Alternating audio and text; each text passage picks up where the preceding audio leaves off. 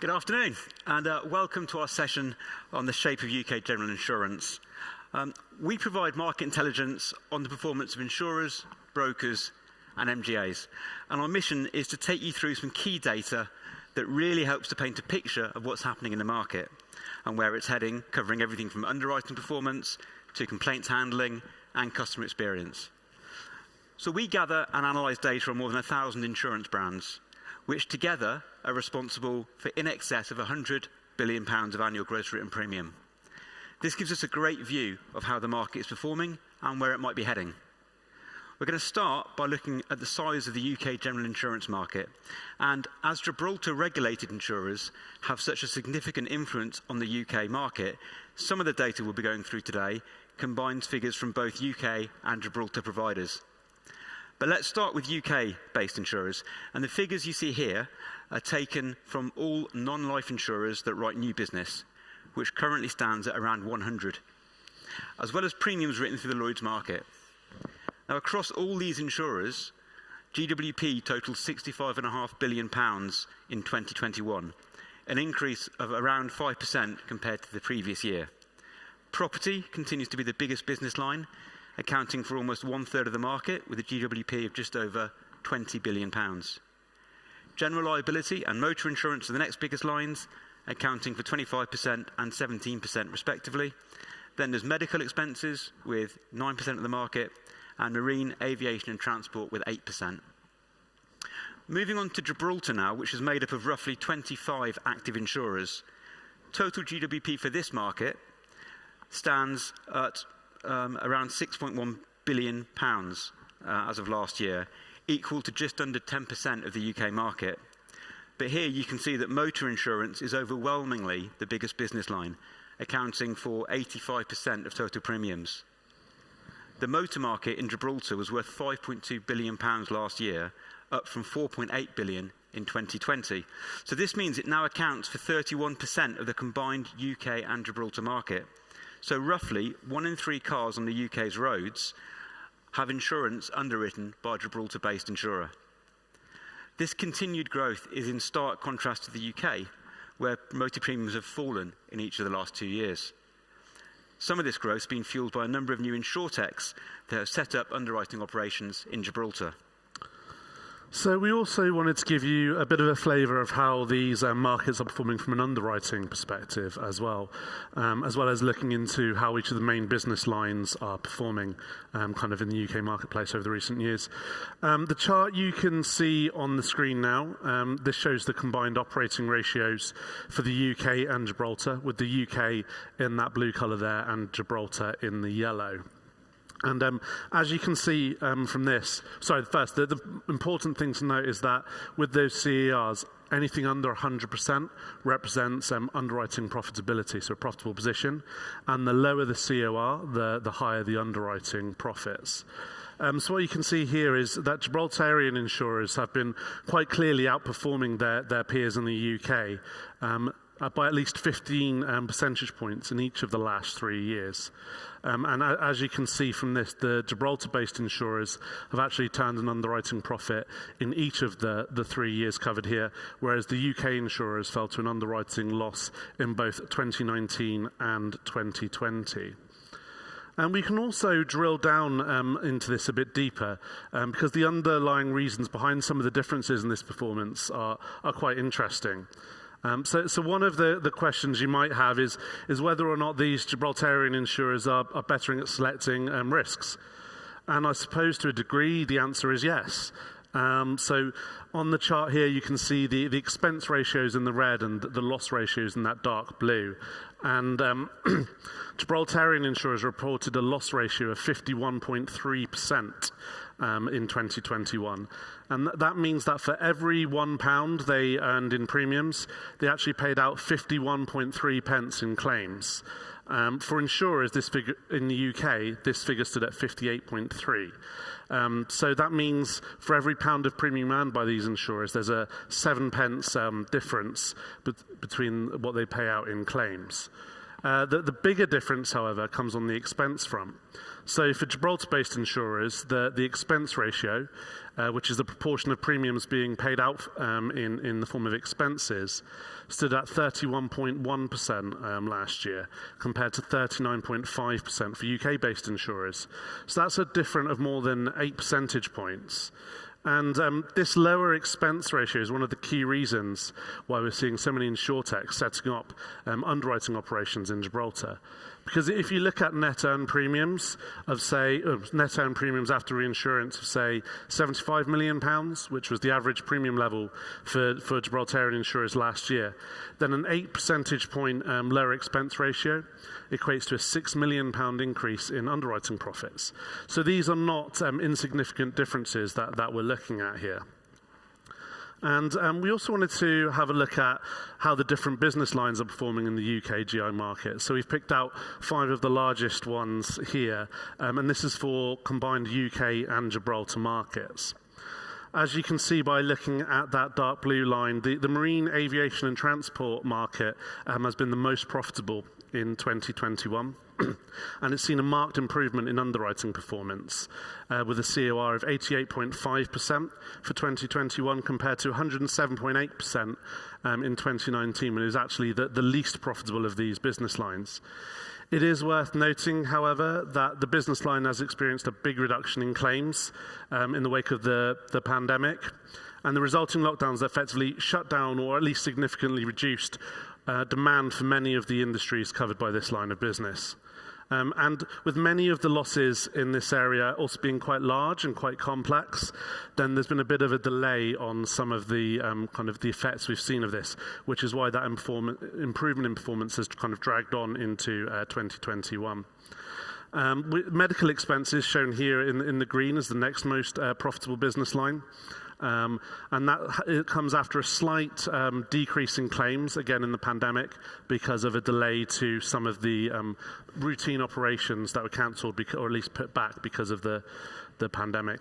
And then we have property, motor and general liability insurance, all of which reported CORs in and around the 98 to 99% mark for 2021.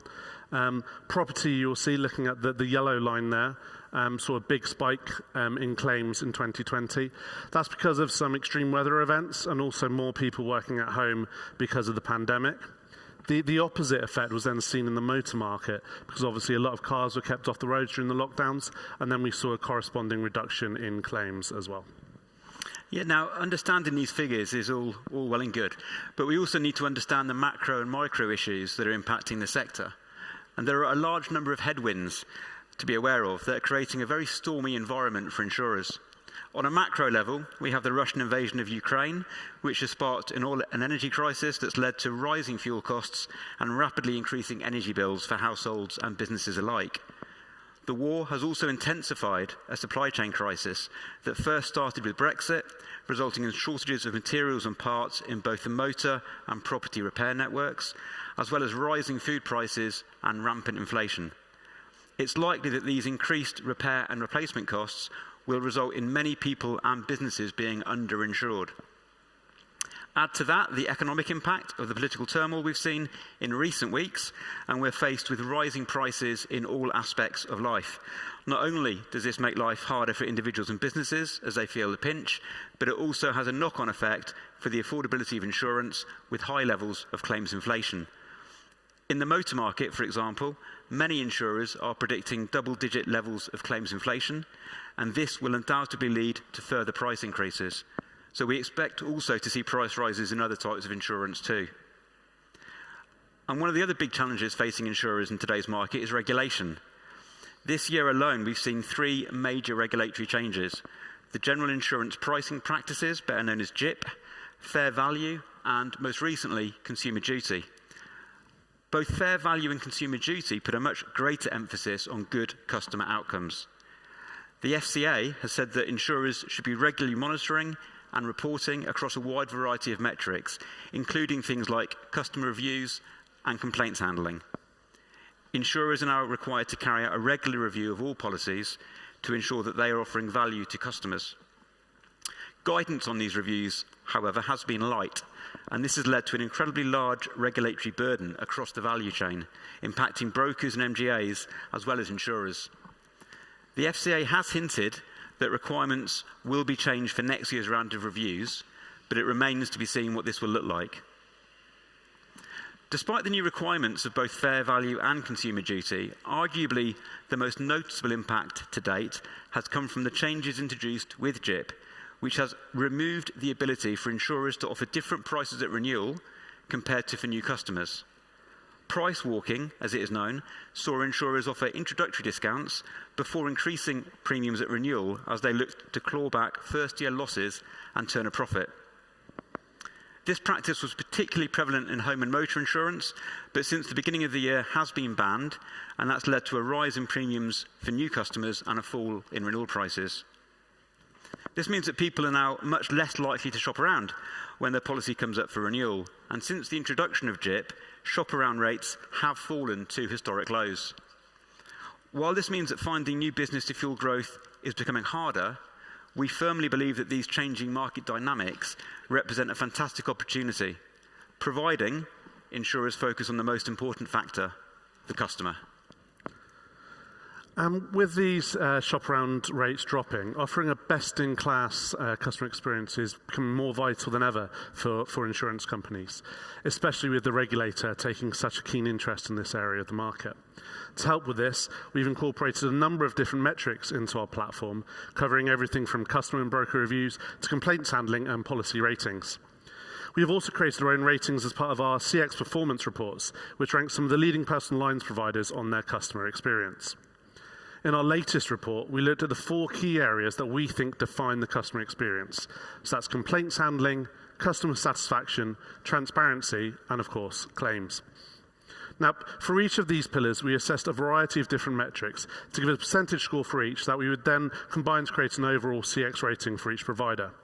We aren't going to go into the full detail of each of these ratings today like we do in the report, but we did want to give you an overview of some of these trends. Yeah, firstly, we wanted to look at complaints handling because the FCA has specifically highlighted that insurers should be looking at this as part of their consumer duty obligations. Obviously, no company likes receiving complaints, but sometimes things do go wrong and complaints are inevitable, whether that be for poor service, issues around the advice surrounding a policy sale, or problems with the claims experience. But where do these issues mainly lie in UKGI? Well, the problem area, perhaps unsurprisingly, is claims. You can see from this chart that the overwhelming majority of complaints referred to the Financial Ombudsman Service, which is where this data has been sourced, relates to claims, the line here in dark blue. From April 2019, the Ombudsman started a separate process for complaints about claims management companies, which is why the level of complaints around claims drops off significantly in Q3 of that year. This was, however, offset by a rise in complaints in early 2020, moving into 2021, after the pandemic led to a surge in claims complaints across a number of business lines, including, of course, business interruption policies. Here we can see the most complained about business lines over the last 5 years. Motor, in dark blue here, gets the most complaints, followed by buildings insurance in yellow and travel in red.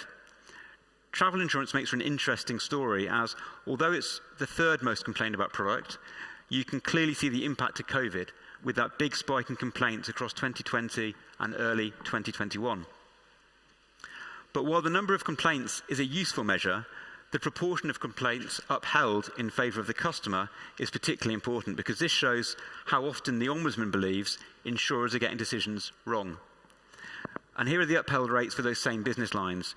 You can see that travel insurance, again in red, has once again experienced the biggest change with that big spike in case numbers in the latter half of 2020 and throughout 2021, also leading to a huge increase in upheld rates. Almost half of complaints were upheld in favour of the customer for that influx of COVID-related complaints. Despite motor insurance receiving a higher level of complaints than travel, upheld rates were significantly lower. It's also interesting to see that motor upheld rates improved in the wake of complaints about claims management companies being reported separately, although it has been slowly creeping up again since then. And here you can clearly see that upheld rates are broadly moving in the right direction, but with more than a quarter of complaints referred to the Ombudsman still being found in favour of the customer, there is still much work to be done. This should be a key area of focus for providers, as getting these decisions right will really help to regain trust in insurance and keep the regulator on side.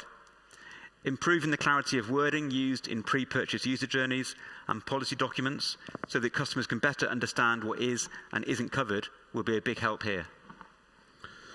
And this is what we call the expectation gap. So it's the difference between what consumers think is covered and what the policy actually covers in the event of a claim being made. And this is really important for insurance because, as we all know, an insurance policy is simply a promise to put things right should the worst happen. But in all of these policies, there are exclusions, whether that, things that aren't covered or extra charges that come into play in certain scenarios. Now, this isn't necessarily a problem in and of itself. These exclusions are a necessary part of insurance. The problem is that they aren't properly explained at the time of quote. So this means that consumers think they're buying something that in fact doesn't get included in the policy. Then when they come to make a claim, they find they aren't covered. And that's not exactly a great customer experience. And it's certainly a big issue for consumers and insurers alike. But where there are challenges, we also see opportunities. And as Dan said earlier, we firmly believe that there are great opportunities out there for insurers that get the customer experience right. And we believe that insurtechs are fantastically placed to take advantage of this. Not only are they unburdened by the legacy systems that make it difficult and expensive for the incumbent insurers to react quickly to market changes or changes to consumer behaviours, but they also have expert understanding of what their customers need. And this is because this is where you see a lot of insurtechs go in the market today, and we have helped some with their regulatory approval. They like to carve out a specific niche in the marketplace, and this allows them to build a customer experience that is very tailored to the specific needs of those individual customers that make up their target market. And technology is a fantastic enabler here because it allows these digitally savvy companies to create user journeys that can quickly and easily determine what a customer needs from their insurance and tailor the policy that's on offer accordingly. This then makes it much easier to explain any exclusions or limits that may apply in a clear and concise manner to help close that expectation gap that we were talking about earlier and create a better all-round customer experience.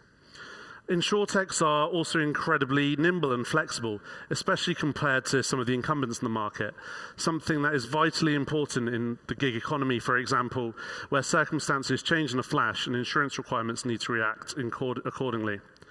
Embedded insurance is one area where insurtechs are making big waves by embedding kind of insurance policies into another product or service, such as a bank account, or as we were hearing earlier, through the likes of Airbnb. And one of the biggest reasons behind the success of embedded insurance is its ease of use. It just makes everything simple. And the customer experience through these tools is fantastic because it's hassle-free. And when a claim needs to be made, the user journey is equally slick and impressive and just simple to do. So while at times our presentation may have seemed a bit dark and gloomy around some of the headwinds facing the industry, we wanted to leave you on a positive because sometimes when you're facing a headwind, all you need is a slight change of direction to get a real boost on the way to your destination. And we think that insurtechs are almost perfectly placed to do just that. And we'd now just like to open up to any questions.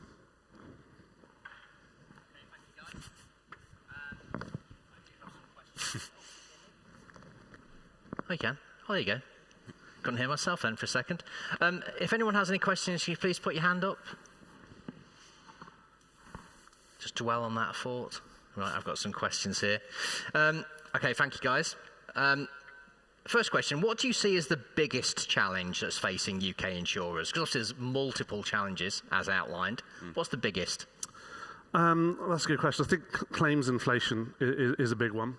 So that's obviously going to put a lot of pressure on the profitability of these insurers, and there's going to be some real strong headwinds there. The regulation we see is creating a lot of uncertainty in the market, I suppose, and there's just a lot of change going on because of all the different things. It's a very dynamic marketplace at the moment, almost a bit of a perfect storm with all the changes we're seeing and all the things going on outside of the market as well. And that means that consumer behaviours are going to change. We've seen shop around rates drop, for example. People are approaching the markets in a different way. And that's then going to lead to changing insurer strategies in response. So kind of keeping abreast of all the different changes on the consumer side with the customers and also on how competitors are doing is going to be a big challenge for insurers to get their head around, really. But it's key to being able to remain reactive and to a degree proactive as well to what we're seeing to keep abreast of everything that's going on. Do you agree with that, Dan? Is it a case Absolutely. of we need to be, that insurers need to be more proactive? Yeah, certainly. There's not a lot to add to that. I think Matt covered it quite well. Okay. He did, didn't he? That's an award-winning journalist for you. Okay, another question here that came in from our virtual audience. Thank you for sending those in, by the way. How important is data for insurers looking to overcome these challenges? I would say it was critical, wouldn't we? Obviously. But yeah, no, we think it is. I mean, there's for a number of reasons to keep abreast of how they're sitting in the market compared to the competitors. But probably just as important, the regulatory burden is increasing and increasing. The regulator is not, very understandably asking for more and more data to show, for example, the good customer outcomes. So they're going to need to use data more, look at the data more often, and actually report their data, different types of data than they have been to date, to the regulator. Okay, well, you talked about regulations there, and the regulator whisper it, but is there too much regulation? See, I don't think so. I think there is a lot, and insurers and brokers and MGAs may say there is too much, and it's certainly been increasing, but it comes from the right place, I think.